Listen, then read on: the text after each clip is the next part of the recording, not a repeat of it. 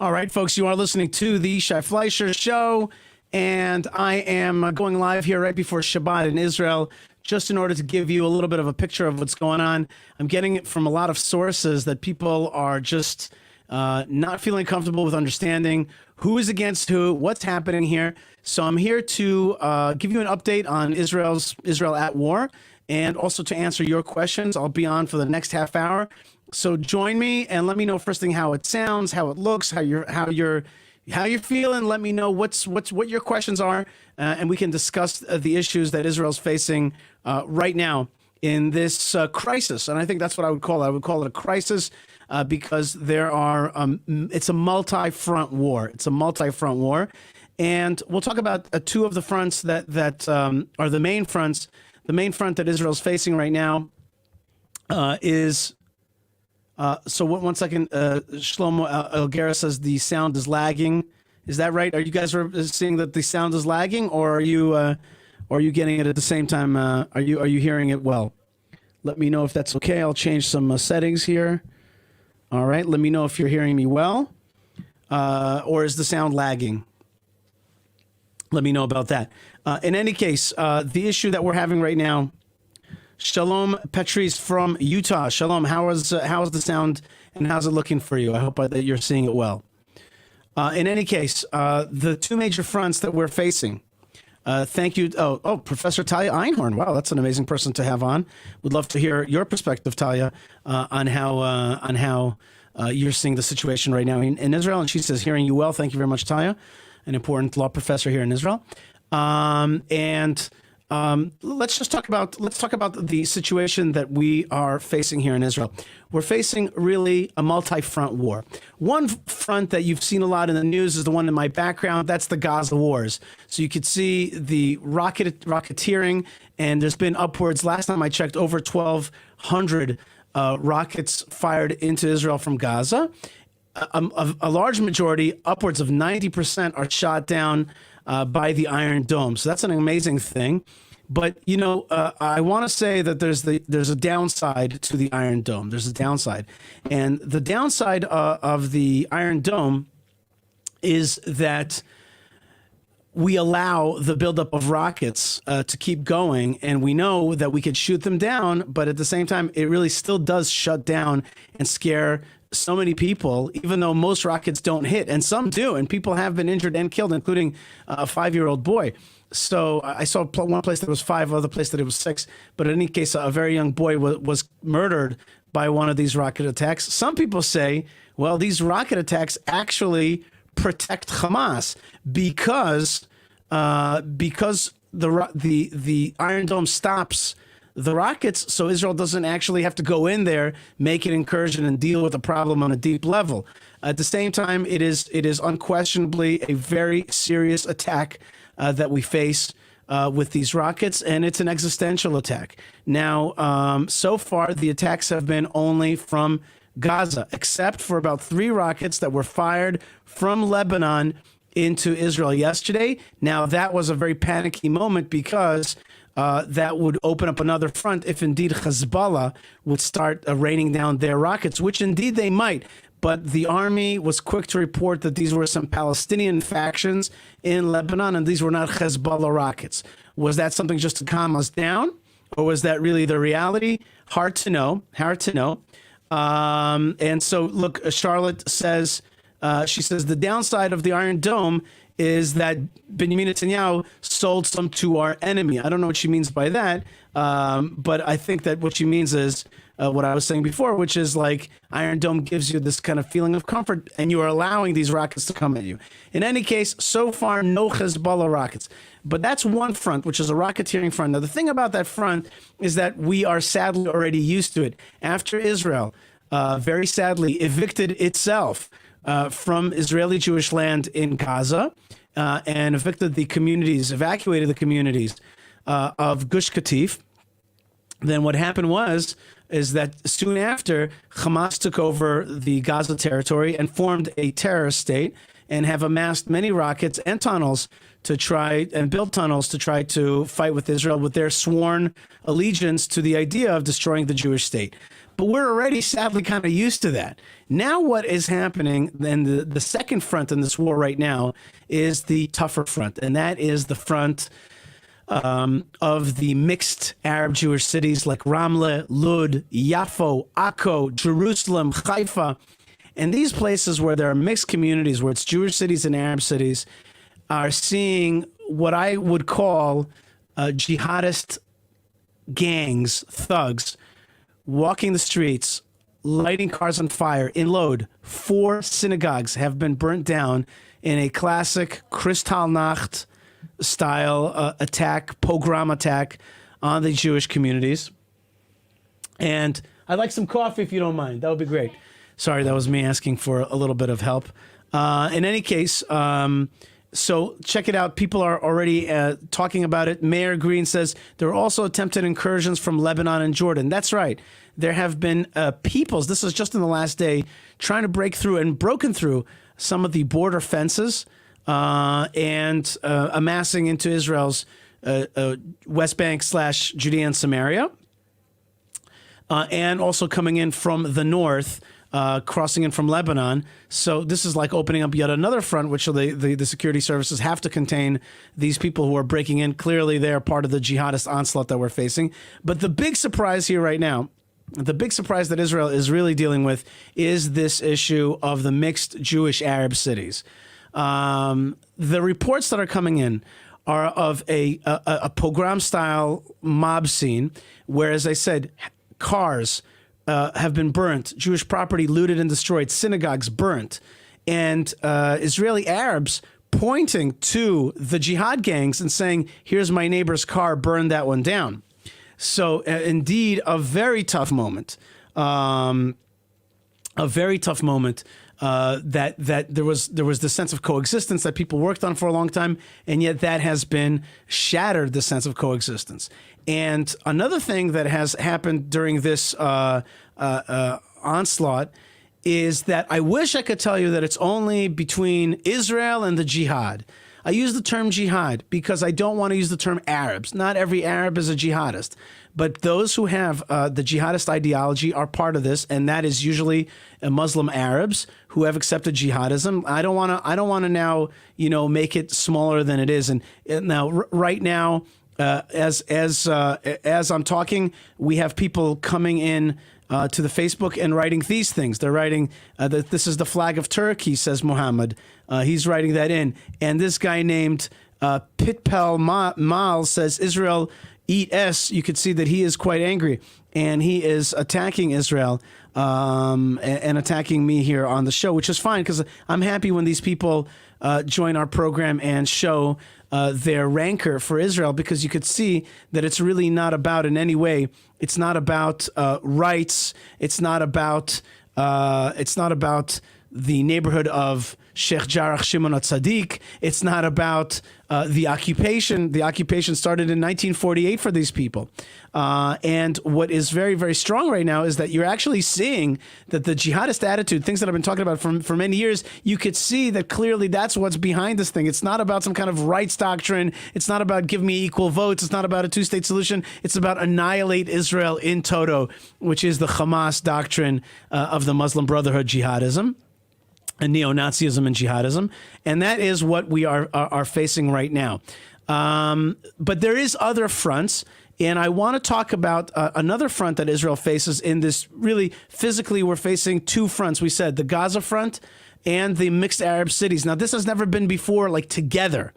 So there's definitely a sense like, whoa, this is a conflict from without and from within, from the land that we gave away that has become a forward terror base, from the towns that we thought that Arabs and Jews were coexisting. There's terror from within, and of course the threat of the northern rockets that have been amassed there. So that's some of the stuff that we have faced.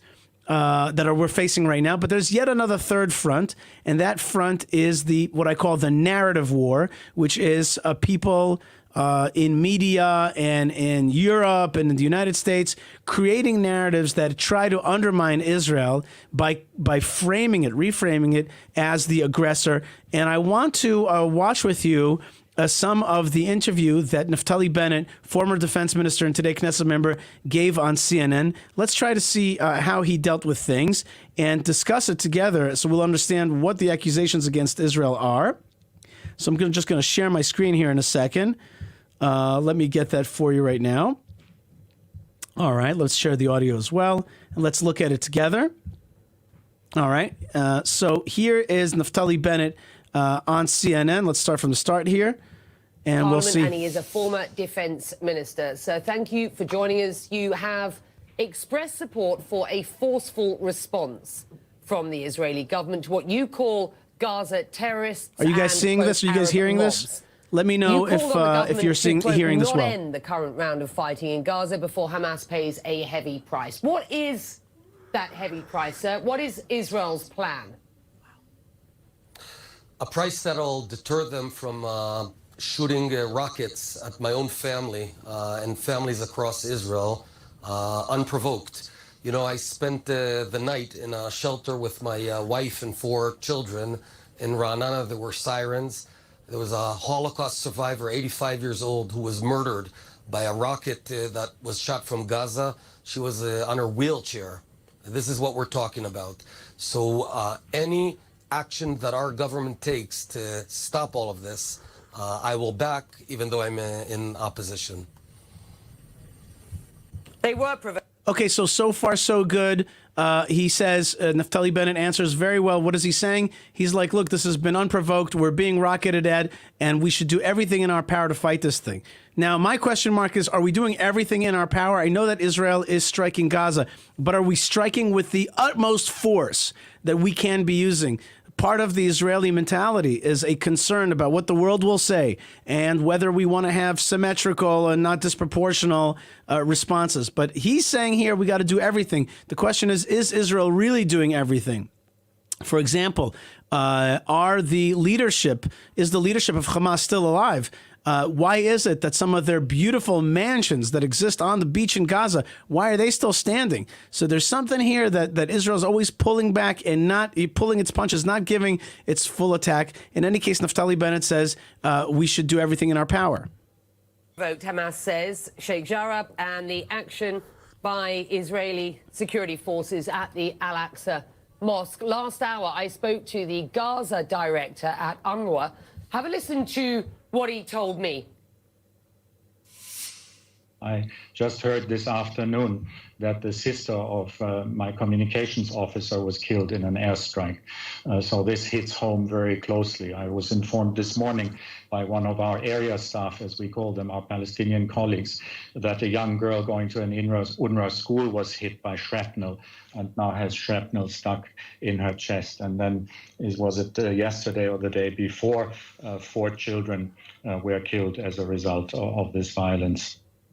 Okay, so this guy's saying, and she's playing it here on CNN, that there's violence, not that Israel's been attacked, there's general violence, and that Palestinians have been killed from it. So the framing is very obvious here. Israel is an aggressor and it kills its children. That is one of the famous memes that anti-Semites play throughout history. Israel's Jewish people are aggressors. They kill children for nothing. That's like a big story against the Jews. That's what the blood libel was. And here's a modern version of that blood libel. Let's see how Bennett handles that. I heard what you said. Also, please notice the tone that CNN is taking with him. It must be incredibly frightening for your own family. Hold on, sir. It must be incredibly frightening for your own family. And there have been deaths on the Israeli side. That is important to report. There are over 50 people and counting who have been reportedly killed in Gaza, including 10 kids. 220 have been injured, including 41 children. I have to ask, why are innocent civilians being targeted there? Because Hamas is killing them by hiding behind them, turning schools into terror centers, into putting kids and families around rockets. That's the cynical way of Hamas. All of this is unprovoked. If you have a grievance, you talk. You don't shoot rockets. And I'll tell you more. An Arab father, 54 years old, and his daughter, Nadine, 16 years old, was murdered by a Hamas rocket shot from Gaza into the city of Lydia here in Israel. So when I say it's indiscriminate murder, I mean that. We handed the Palestinians Gaza. All of Gaza, take it, it's yours. And they created a state. There is a Palestinian state. They could have turned it into paradise. They decided to turn it into a terror state. Okay, so I just want to pause here for a second and make a point, which is, and Naftali is saying something, that makes a lot of sense. They're the ones who are firing. They could have had this land and made it into a paradise. The problem here, and this is what I want to say, which is, you're going to get that here on my show. You might not get that somewhere else, which is that we're not telling the real truth. What Naftali Bennett didn't tell the truth is what a horrible mistake we made by giving away our own land to terrorists. First thing, you're not supposed to give away your land because it's not even yours to give. The Torah tells us, don't give away my land, don't sell it in perpetuity because it's not yours to give. It's God's land. He gave it to Abraham and his seed. You can't do that kind of stuff. Now that is biblically and spiritually, but in reality, I was on the ground in 2005 in Gaza begging the state of Israel not to do this thing. Do not give away our land, because if you give away your land, we're gonna have a terror state right next door. And we said to them, within a year, it's going to be a terror state. But we were wrong. It took a half a year and it became a terror state. So you got to have your, as we say in Hebrew, einayim barosh. You got to have your eyes in your head. You got to see what's going on. And to give away your land to elements that are going to turn a jihadist and make it into a forward base of the jihad. So yeah, we can now blame, Hamas for being bad. But the real truth of the matter is we got to blame ourselves. We cannot make acts of weakness and then expect everything to be okay. In 2005, we had that area controlled. There were issues, but at least we still had a tough grip on it. And the Jewish people were flourishing in Gaza. Now we gave it away, and already 16 years of terror tunnels, terror balloons. And that's what happens. And that's why making political decisions is so important, making the right political decisions. You make the wrong political decisions, it costs for a very long time. So I totally appreciate Naftali's, he's on CNN, he's giving an answer, but at the same time, I'm trying to tell you the real truth here, which is we have ourselves to blame for empowering Hamas and empowering them to take away our land and making our map look ugly because there's a cutout, and that cutout is a terror state, a type of cholesterol in the artery, and that's exactly what has happened. Let's go back to Naftali. Sir, the UN has called on Israel to, quote, respect international humanitarian law, which stipulates airstrikes should only be directed at military objectives. How can any strikes on Gaza, which is such a densely populated area, be targeted at military sites only? It doesn't suggest that Israel is respecting international law, or that perhaps, will you admit that these airstrikes have been indiscriminate? Absolutely not. Perhaps you suggest that we just lay back. Well, just let's make sure we understand the question. The airstrikes are indiscriminate, right? So I want to make 2 points here. Israel goes to great lengths to be very, very accurate with their targeting. But at the same time, we're talking about missiles against buildings. And so you're going to have so-called collateral damage. But really, she's accusing Israel of striking everywhere and killing kids. Again, part of that blood libel. But at the same time, the real answer is very simple. We're at war. We're at war. We don't have a war with individual criminals of the Hamas.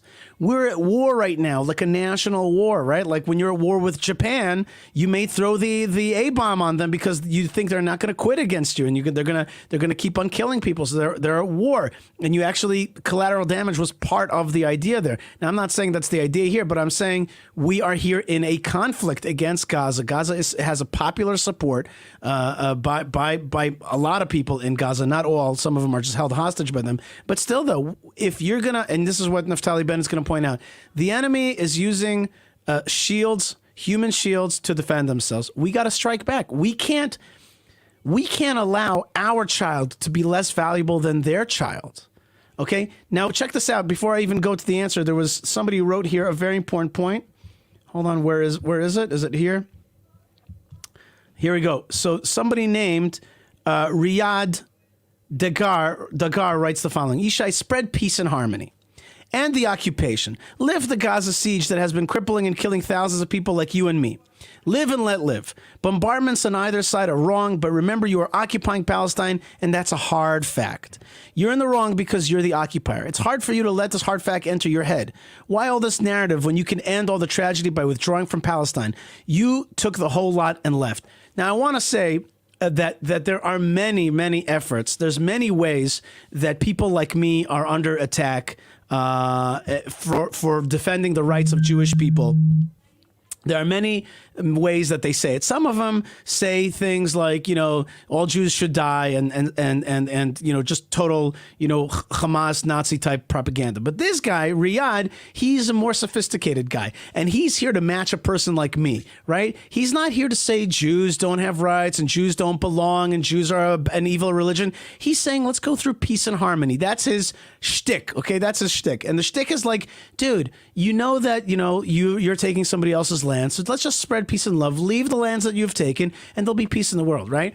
What he doesn't say is that Islam is a conquering religion, and that they took our land in the year 600. Then they were kicked out by the Crusaders. Then again in 1257, the Turks came. The Mamluks came in 1267, and later on in 1517 came the Turks, other Muslims, and they're always taking this land and controlling it from different places.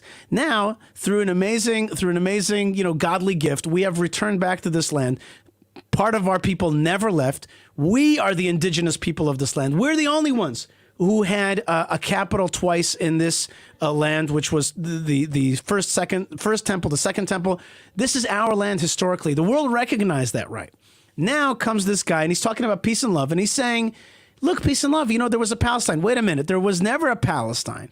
The majority of Palestinians came in the last 150 years. They never had a capital here. They never had their own coinage. They never had a cuisine. They never had a separate language. The whole thing is a created figment of an imagination. But now he's using something that liberal Jews have in their heart, which is like, peace and love. And it's like, wait a minute, I thought we had peace and love when we walked out of Gaza in 2005. And yet, inside of Gaza, what is the ideology that has been taught, that has been learned for the children of Gaza? What have they learned for the last 16 years? Neo-Nazi, true, wipe out the Jews, wipe out Israel ideology.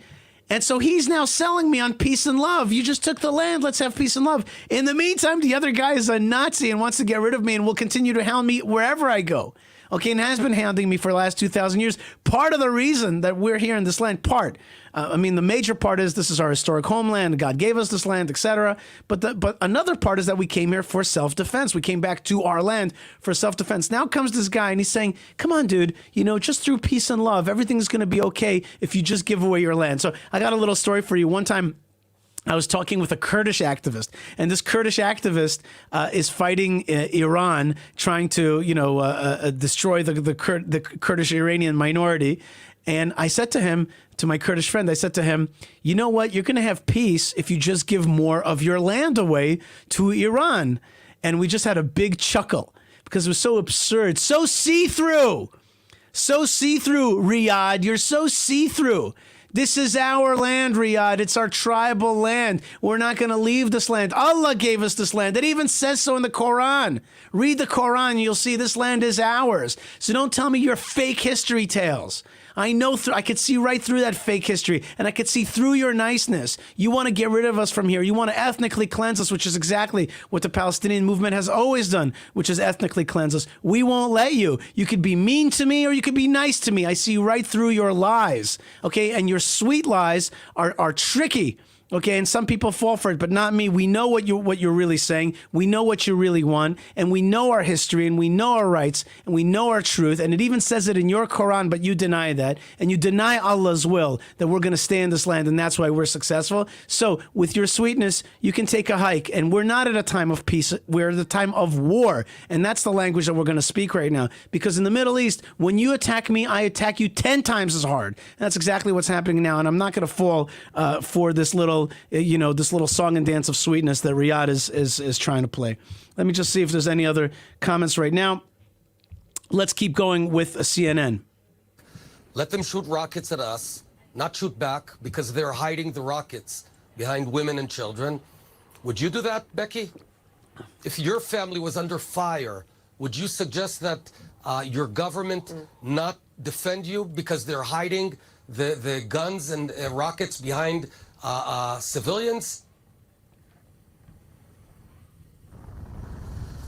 Naftali Bennett, we should call a spade here. Israelis and Palestinians are not on an equal footing, are they? And they haven't been for decades. From a military perspective, Israel's capabilities blow the Palestinians out of the water. And that's an understatement. Do you accept that it is Palestinian citizens and civilians who are suffering the most from this offensive being carried out, sir? They are. Okay, so very important point. Did you hear it? This is another tack. And I'm only showing you this stuff because I want you to understand the tax. There are many tax out there. And all the tax are there really to take away our land and to trick us into giving away our land and to also weaken our resolve. So here's a new tack.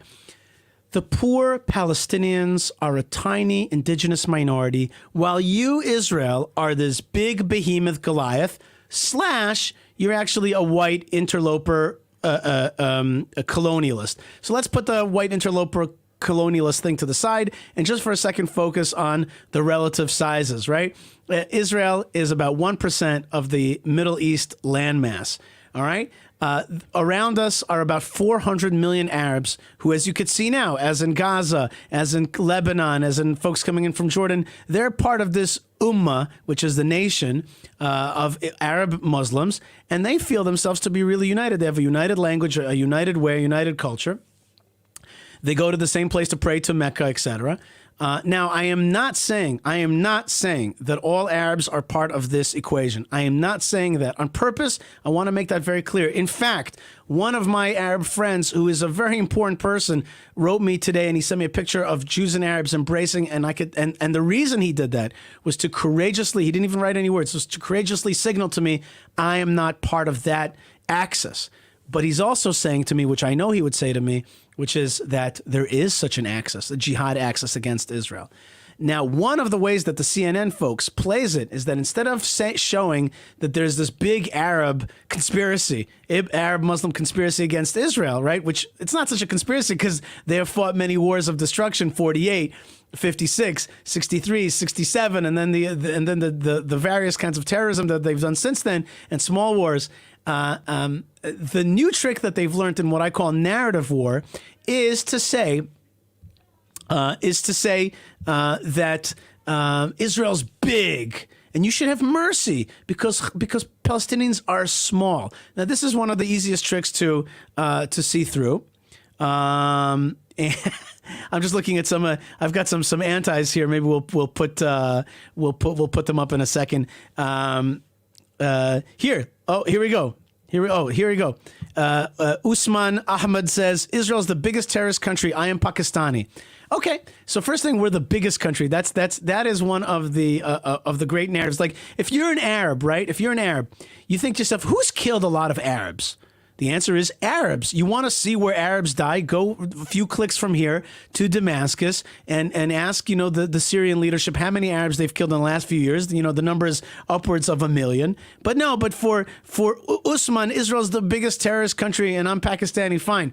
Okay, and at the same time, Israel's this big Goliath, and Palestinians are this small David fighting for their freedom. But the truth of the matter is that the Palestinian narrative was created to wedge out Israel. They realized that they can't beat us in an all-out war, and they've started, instead of that, a narrative war. And that narrative war is there to kind of change your perspective. It's like, and this is the CNN perspective, big, bad Israel crushing tiny Palestinians. No, they're not saying, look at that. Iran is against Israel. They're developing a nuke. Turkey against Israel. They are funding Hamas. Hezbollah. Now Israeli Arabs within the country, all trying to crush Israel with Western European help, with the neo-Obama administration in the White House. That's the Joe Biden administration.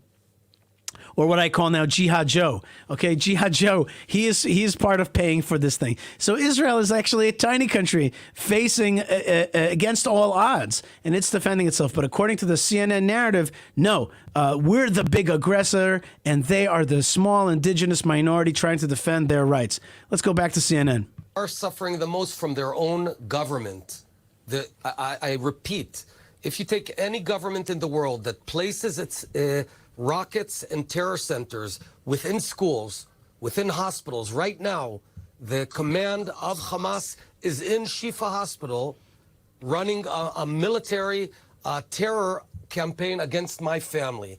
So if anyone thinks that we're just going to tie our hands and create this false morality, there's nothing moral about not defending your people. Any country is expected to defend its citizens. And you, Becky, should not be speaking about us. It's them, it's Hamas who needs to, it's deplorable what they're doing, using their own people as human shields. All right, so he's getting back to the human shields argument, and of course that is very true. Using human shields is reprehensible, it's disgusting, and children end up dying. That's part of the Hamas's narrative war as well. They want children to die. Yeah, they want children to die because if they have dead children, they can get good footage. Dead children on the Hamas side equals good footage against Israel. That's part of their thing. They're like, we win both ways. We'll fire a rocket from Gaza, and if it kills Israeli children, great. If they fire back to where our rockets are coming from, they'll end up killing killing Arab children in Gaza. And we'll have our cameras handy there, and we'll get good footage. If we can get good footage, we can go call up CNN. Hey, guys, we got the good footage today. Here it is. Play it. Israel's a bad guy. Israel's a baby killer. There's the footage to prove it. That's exactly how they operate. At the same time, I want to make it clear. I am also calling on the Israeli leadership to take more steps to end this thing. For example, do you know that Israel provides Gaza with its electricity? It provides Gaza with its electricity and its water. We could shut these things off. But the question is, do you want to make war to win, or do you want to make war to actually perpetuate that leadership and perpetuate the conflict and lower the flames and not make a humanitarian crisis? I say make a humanitarian crisis in the sense that you will stop the next humanitarian crisis. Make a war to win. Make a war for Israeli victory over the forces of jihad. Of course, you will be liberating many people under the jihad thumb over there in Gaza. I remember when Israel was being evacuated from Gaza by our own forces, that Arabs came up to me and were saying to us, "Don't leave. You don't understand the under which thumb we're going to go under." Okay, but we did not do that. Sadly, we did not listen to sound advice. We gave away this land, and I hope that this war will be the final one where we realize that we can't give away land to terrorists, that we have to go back to Gaza and make Gaza Israeli again. That's right. That's the new slogan that Malka came up with. And we have to keep fighting. Let's just look at one of the people are writing. So Rufat Hammerstein writes, Israel has a legitimate right to defend itself. And you know what? You're totally right, Rufat. You're totally right, and thank you. But at the same time, somebody else here, the comments are coming very quickly. But I think it was Meredith that said, I think she said, no other country has to explain itself for defending their people. I want to say to all pro-Israel people that are listening to me right now, Israelis and non-Israelis, people all over the world that are with us, I want to say to you, don't say anymore, Israel's got a right to defend itself. That sounds weak. There's something wrong in that sentence. It makes it sound like we don't know that we have that right. You don't even have to assert that right. That's clear. Or you could say, we don't have to assert our right to defend ourselves. That's obvious.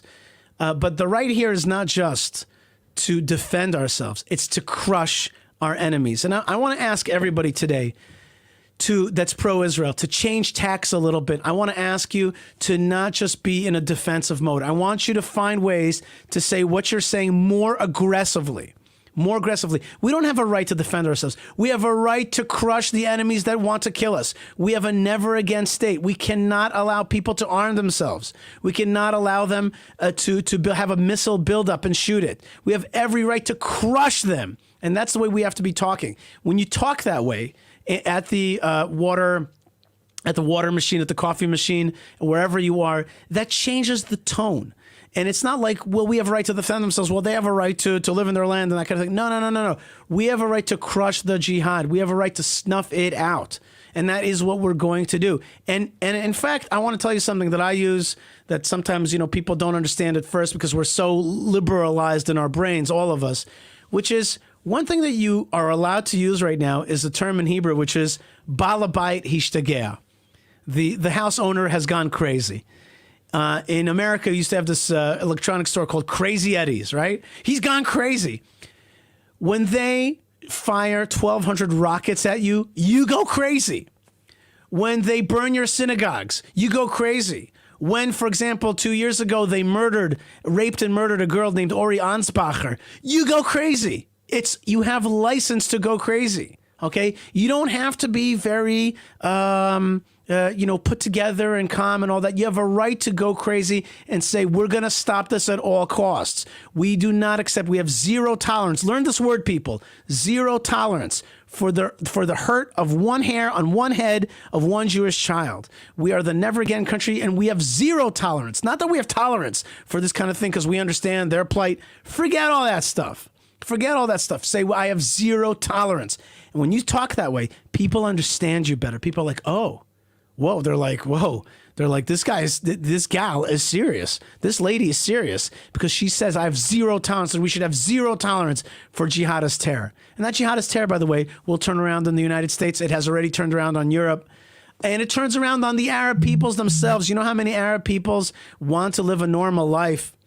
And by the way, did I say parenthetically that look at the difference between where we were a few months ago with the Trump administration, where we were walking towards regional realignment and peace, because the Arabs had understood that in America there's support for a strong Israel, putting them as an equal footing, not as a client state, and that Israel was going to be the regional power. And look what's happening now. The Biden administration, Jihad Joe, came in, paid money, gave money to the Palestinian Authority, and which of course trickles down to Hamas, and basically gave a tailwind to terror. And here we are today. Okay, sorry, folks, it's not because I'm like a Trump guy. It's because there's different policies, and the policies that support the Palestinian cause means it's a general global support for terrorism instead of for the good guy that is the regional anchor of security and peace, and that has been lost. Let's get back to the video, and I'll try to check out some more of your comments. There's nothing more cynical than that. And I think the whole world should call that spade a spade. The world is calling for a de-escalation on both sides, sir. What we see in Gaza is the escalation of the hostilities, the violence that we have seen in Jerusalem over some weeks now. What about the peaceful worshippers, for example, at the Al-Aqsa Mosque, who got attacked by stun grenades and tear gas? So there's peaceful worshipers, and they are attacked by Israel. Again, the CNN narrative is Israel's the aggressor. That's the CNN narrative. It's classic, okay? Now, Bennett's gonna give an answer. Naftali Bennett's gonna give an answer. We'll see it in a second. But the real answer is, before I get to like the simple facts that Israel is not the aggressor, this whole war started through the TikTok intifada, which was these videos on TikTok of young Arab people attacking Jews in the streets of Jerusalem and videotaping themselves.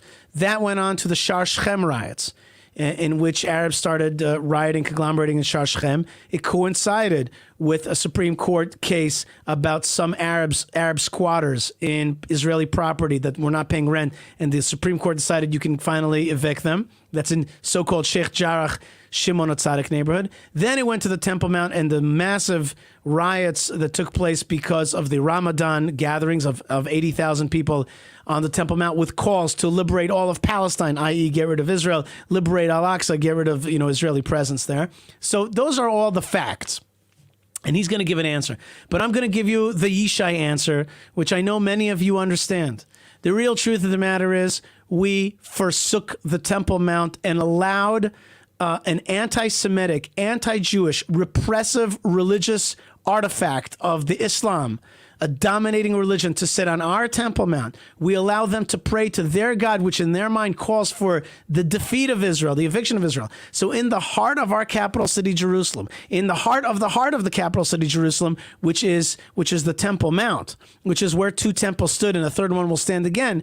From there, the state of Israel allows the worst anti-Semitism to take root. And it is our fault that we did not evict their site from the Temple Mount. It is our fault that we deny basic Jewish rights of prayer there. And when you deny that and you show the jihad that it has power, that the state of Israel will be the one that upholds the jihadist ideology of denying Jewish prayer rights on the Temple Mount, et cetera, and you do that in your capital city, in the heart of your capital city, where you once said in the Six-Day War, Har HaBayit Beyadenu, the Temple Mount is in our hands. And if you deny Jewish rights on the Temple Mount, you allow for the jihad to say, voila, wow, the Jews are weak, and we will defeat them down the line. Now, if you folks don't understand what I'm talking about, this is the mentality of our region. I won't even say the Arab mentality. It's the mentality of our region. When you see that your opponent is weak, when you see that he's not willing to put down the jihadist mobs in the street, and when he's not willing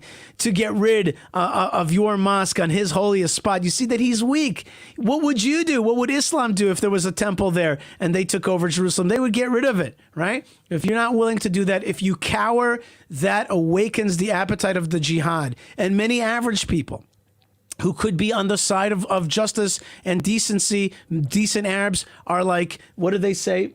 Everything okay, Malka? Okay, good. They look at a Jewish weakness and they say, well, I could side with Israel or I could side with the jihad. I'm going to side with the strong one. So Israel has got to be strong for the sake of decent Arabs, for the sake of the Israeli child, for the sake of crushing the jihad before it becomes a global movement. But when it abdicates that and allows jihadism to take root in its holiest place, don't be surprised that you have a popular uprising because the jihadist teachings are being proven to be the strong ones. You've got to push that down and say, no, there's a new sheriff in town. It's called the God of Israel. It's called the people of Israel. And this small parcel of land is our land. It's not your land. And we know your tricks, jihadis. We know your tricks, pogromchikim, folks that would make a pogrom. We know your tricks, and we're not going to fall for it. All right, let's get back to the videotape. And folks, I got to get off the line soon because it is almost Shabbat. The sun is setting. Shot by Israeli police. There were many Palestinian worshippers who were not inciting any violence or breaking the laws. I must ask these questions. Do you understand why I'm asking these questions? So are you suggesting that the Israeli police, just out of nowhere, out of the blue, decided to start throwing grenades at peaceful worshipers? Is that where do you actually believe what you're saying? Do you think that's how Israel manages itself? Don't you see that we're a democracy? The Supreme Court of Israel, just a few meters away from here, has an Arab Supreme Court justice. We have Arab members of parliament, by the way, unlike most of the other countries around here. We're a vibrant democracy, and any Arab can go and worship on a Temple Mount. When there's violence, when there's crime, yes, we apply law. Any country has to apply law in order to keep law and order. That's what you do. I can tell you and assure you that Israel does not wake up out of nowhere and start harming anyone. We're a country with rule of law. You have been called an apartheid state by Human Rights Watch. Okay, so the first thing is, you saw Naftali Bennett's answer there. Naftali Bennett's answer is Israel's a democracy. It's got Arab judges. We allow everybody to pray in our place. Now, these are all nice answers for Western people who are like, yeah, you see, Israel's a reasonable and decent state. But for the Arab ear, all this is weakness. You put our judges on your Supreme Court, and we're going to judge against you, which they do. You're going to let us control the Temple Mount, but you're not going to take it. You're not going to take full control of it. That means that you're spiritually, religiously weak, that you don't understand that we're a contravailing religion to yours. You're going to use all kinds of fancy language that we allow all people to worship here. Now, that's good in Western ears, in New Yorkers and Los Angeles ears. That's fine. But in the ears of the Middle East is these guys can't do it. Now, you understand Jews are not allowed in Mecca. Jews are not allowed in Mecca because that is like their holy place, and we're not even allowed to think about praying something different in Mecca. Not that we would, but I'm making the point, which is Islam has a completely different perspective on these things. They're like, you cannot come to our place and worship your thing. This is our thing. It's our Cosa Nostra. It's our thing, and you're going to keep your mouth shut in our holy place because this is our God in our way, and we're going to defeat. Now, that's the way they think. Now, Naftali Bennett, made the statement, look, we have equality, this and that, but if there's crime, we deal with it. Bro, that's all good. That's all true and nice. And it's not false. It's true. But it's not an argument of strength. He can't say the real truth, which is that we've made a mistake that we have not held on to the Temple Mount. And we certainly made a mistake that we are the tiny minority that doesn't have rights on the Temple Mount. And they're the majority that puts their thumb down on us. It has to be exactly the reverse, which is this is our Jewish Temple Mount. And if Muslims want to come worship here, it's only through the idea of this is going to be a house of prayer for all nations, as it says in the prophets, I think Micah and Isaiah. Okay, definitely Isaiah. It's going to be a house of prayer for all nations. Okay, if you want to come serve the God of Israel, sure, this is an open place because we're not like the Mecca thing. But at the same time, don't be a sissy, man. You got to send a signal that this is our land and this is our place. This is God's place. And you might say to me, this is not, politically feasible. Folks, that's the way it's done in the Middle East. That's how anybody else would do it. And I remember just about a year ago, just before Corona hit, that there was a story about the Prime Minister of India attending an event that a new Buddhist Hindu shrine was erected on a place where there was a Muslim shrine before that, which was a place that there was a Buddhist shrine before that, and basically a Hindu shrine before that. And the Prime Minister of India came to show support for the victory of the Hindu shrine over the Muslim shrine. They crushed the Muslim shrine and they say, we are back here in our place. Does that sound familiar? I think that should sound familiar to everybody. Let's go back to Naftali Bennett, see if we can finish up here. I forgot to say, now she's saying, next tack against Israel, you guys are an apartheid state. What she didn't mention is that all the states around us, the Arab states, are all ethnic national states, like Israel, which is an ethnic national state of the Jews, but they are truly apartheid states. They have no, representation of Jews anywhere. They kicked us out. They have a completely, a racist ideology against the Jewish people. But she's going to attack the one state that has even a conception. Now, watch what I say now. Watch it, everybody. I don't say that Israel's a democracy. That's a big mistake. Israel is an ethnic national state, a protectorate for the Jewish people that has democratic values, which are of liberties, freedom of speech, etc. But we are not a democracy. We are a Jewish state first. And that's something that our Arab neighbors understand. If you say we're a democracy, i.e. like an American, kind of, it's a country of all its people get confused. You have to say the truth. Israel's not a democracy. It's a protectorate for Jews. It's an ethnic national state like Hungary, like Poland, like Japan. These are states that are meant for its ethnic group. There's nothing wrong with it. It's a beautiful thing. But she's going to accuse us of apartheid. Meanwhile, the whole thing that Palestine wants to rise up is to be a place where they would have apartheid for Jews. They say it fully on. But let's see how Naftali Bennett handles that. Is the occupiers versus the occupied. This is asymmetric, isn't it, at this point? Let's just have a listen to what Hamas's leader had to say. I want to report on what is being said across the board here. Just have a listen. If Israel wants to escalate, we are ready for it. And if it wants to stop, we're also ready. If they want to remove their hand over Jerusalem, we're ready. Israel does hold all the cards in Jerusalem, Naftali Bennett. So she just put on an arch terrorist and made him sound like a good guy. That's an amazing thing. And her next thing is that Israel holds all the cards in Jerusalem. What's the answer to Israel holds all the cards in Jerusalem? What would be my answer? What would be my answer if somebody said to me, Israel holds all the cards in Jerusalem? What would be your answer, friends? What's the right thing to say when they go, Israel holds all the cards in Jerusalem? What's the right answer? The right answer is, damn straight we do. It's our capital city. What'd you think we were going to do? Israel holds all the cards in Jerusalem. You better believe we do. You better believe we do. We have purchased it. We have won it in defensive wars. We have it had recognized by international community. Allah gave it to us. God gave it to us. And you better darn believe it that we're going to push back the jihad from taking over our holy city. That's the answer. Okay? Not like, Israel holds all the cards in Jerusalem. Best thing you've said tonight, lady. Thank you very much.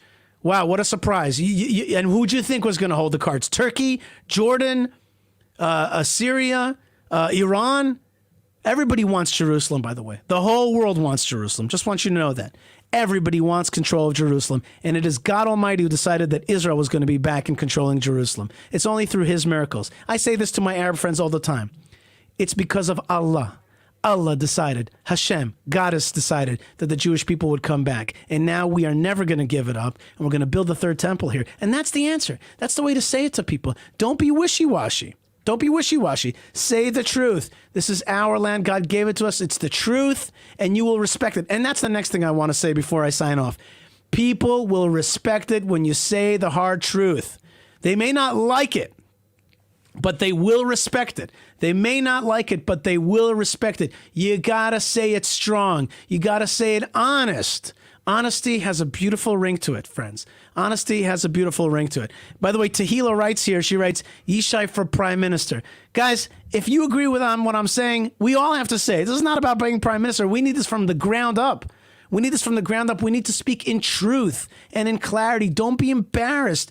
Don't be made to be wishy-washy by saying all kinds of things because that's what the liberal community is gonna, hear. And it's not nice to say that it's just a Jewish state and it's got to be a state of all its citizens, of the democracy and all kinds of stuff. We got to share. We got to share the Temple Mount. Don't say any of that stuff because when you say it, they smell the weakness and they smell the lie of it. They smell that you are not willing to stand up and say your real truth. You got to be willing to say your real truth. And people, that's the thing. That's what people don't understand. People may not like you, but they will respect you. They will feel that you're reverberating with truth. They'll see it coming through and they'll be like, you're right. And when Israel is strong, the whole world's like, okay, there's Israel. It's strong. Had we started this whole intifada by killing 10 pogromchikim, that's a Russian word, people who make a pogrom. If we would have killed 10 terrorists right from the get-go and been like, don't start with us. That's what happens when you mess with us. The whole world would have been like, wow, okay, Israel means business. And the Arab countries around us, like the United Arab Emirates, would have been like, thank you, Israel. Thank you for taking care of business. And Hamas would have been like, I don't think we should mess with them. They're in a strong modality right now. They're not playing around, And you say these things, you speak about a truth. They say, you hold all the cards in Jerusalem. You say, absolutely. We will always hold all the cards in Jerusalem, and we will repress anybody else who wants to take our cards away. And that is what God has given us. That is what our army has given us. That is what the international community has actually recognized, and the Arabs will thank you for it in the end. All right, folks, we've talked a lot. And I want to wish you all a lot of love and a lot of strength. I'm going to be doing more. I'm going to be doing more. I'm just trying to put some of your quotes up here, and they're fast. They're coming in fast. And I want to put my friend Shlomo Algera's quote up here in Arabic. Shlomo, please translate for me. I don't read Arabic yet because I'm not. I should, but I haven't done it yet. We're working on that. But in any case, a lot of people are coming with support. I want to thank you for your support. All I ask now is that you change that support. I know you stand with Israel. And you're right there. I just want you to tweak it to a tad more aggressive. I stand with Israel's right to fight strong, to fight back, to crush our enemies, to hold on, to have all the cards in Jerusalem, et cetera, et cetera. You'll see that when you speak that way, people will respect you. And I hear, for example, Shlomo Algera says in Arabic, he translated for me, terrorists out. There are so many people out there with so much love for Israel, and they are Jews, and they are non-Jews, and they are Arabs, and they are Muslims who are just waiting for us to be strong. It's like Shlomo Carlebach said many years ago, the whole world is waiting for the Jewish people to be the Jewish people. State of Israel It's time to get healed up from sissiness, from unsuredness. It's time to be sure-footed. It's time to be right about holding on to our tiny land, which providence has returned to our hands. We are in the right. Nobody has a right to have a pogrom in the Jewish cities and burn the Sefer Torahs. And we have a right to lishtageh, to go crazy if anybody touches those things. We have every right to do it, and it's time to take up that right. It's time to shoot bad guys. That's right, shoot bad guys. Not shoot people indiscriminately, but shoot the bad guys. You know where they are. It's not tricky. You don't need a lot of fancy computers to figure it out. You don't need a lot of intelligence. You'll see them. They're out on the street. They're hurting our people. You have to stop them. And we, the citizenry of Israel, are going to wake up our country to fight back and fight strong, and also to defend ourselves. Because if the police won't do it, the people will. Okay, if the police does not fulfill its obligation to defend the citizenry, we get the right back to us to defend ourselves. That is a natural human right, a basic right of all human beings to defend themselves. All right, folks, I want to send you lots of love. I want to say that that you can support Israel right now. Malka and I are going to be buying things for the residents of the South and the residents of Ramle, Lud, and these mixed cities. We're going to be doing stuff to keep up strength. So if you want to support Israel in her time of need, please go to yishaifleischer.com. You can always check out the content that I have there. But go to the support donate page, give money right now. Tell me what you want it for. That's where it's going to go. Look, money is our blood. That's a Hebrew word. Is money's is blood. It's damim. Okay, and we need that infusion, and we need that love, and you want to give that blood. You want to be part of this fight. I know you do. So if you can, go to yishaifleischer.com or go to any other of the great organizations like Hebron Fund, which is the Jewish community of Hebron, and many other ones, hebronfund.org, many other ones that are standing strong for Israel right now. Yeah, give up of yourself right now to stand with Israel. Your words are important. Your courage is important. Fly a flag of Israel. Put a picture of Israel in your house. Keep that, light a candle for Israel that everybody will be like, why is there a candle lit? It's for Israel right now.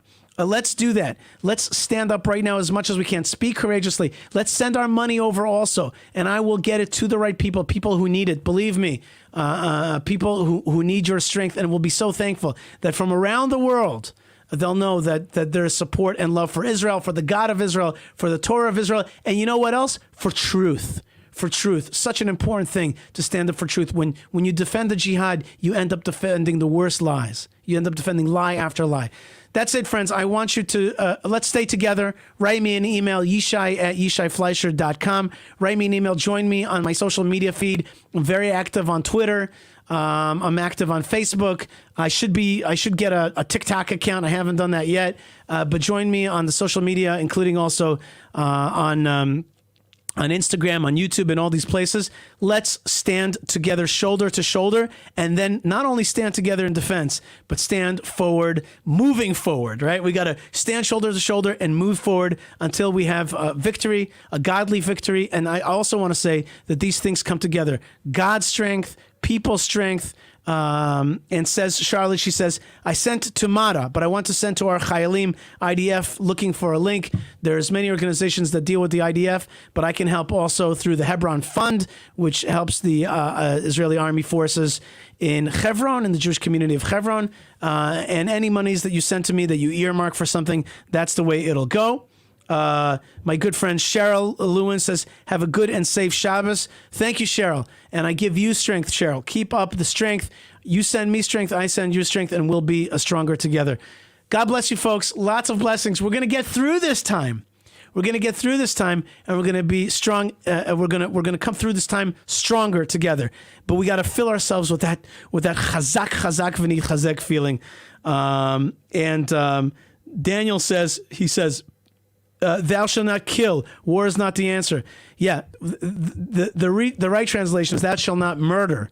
But our rabbis tell us, our sages tell us, if somebody's coming to kill you, you get up even earlier to kill them first. Hakam lehorgecha, hashkem lehorgo. That's how we say it. Our enemies will not beat us. We will vanquish our enemies. We will not turn the other cheek. We will find them in their beds before they get us, and we will defend the Jewish people so that this place could be a light, a place for the presence of God, a light unto the nations, and minimally a safe Jewish Israel. God bless you guys, and thanks all so much for all of your love, and for those enemies that are with us. At least I appreciate your words. It's good. It's good that we can, at least have this ability to discuss.